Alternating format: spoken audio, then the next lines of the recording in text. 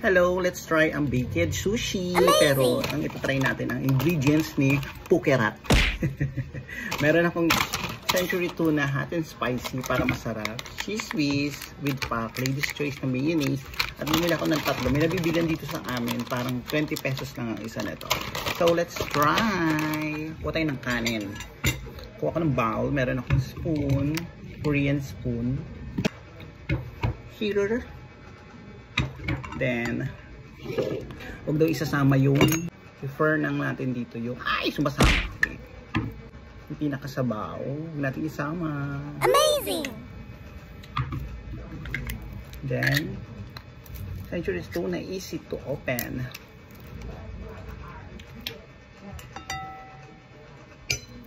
Isalin na natin. Then, haluin natin. Diyan lang. Then, tapos kung mahalo, next naman natin ang bahala kayo kung ano mauna nyo. Cheese or mayonnaise. Unahin ko na lang yung cheese. Amazing! Dapat daw maraming cheese. Bumili ako ng cheese whiz na sachet. The more cheese is the more delicious, sabi daw. Ni Pukerat.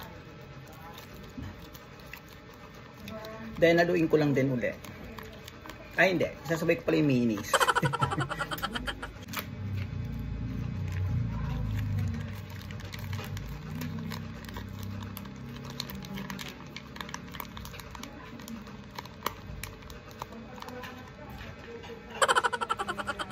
Haluin ko lang.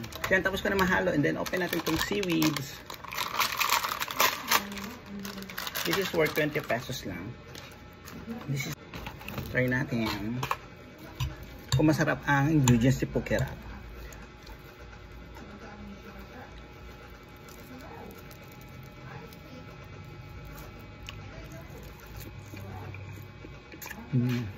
Amazing! Masarap. Hindi mo na kailangan i-bake. Hindi mo na kailangan i-microwave.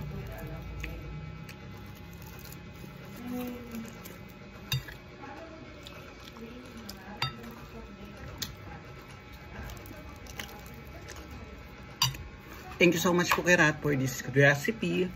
Hindi na kami mapapagod. Bye!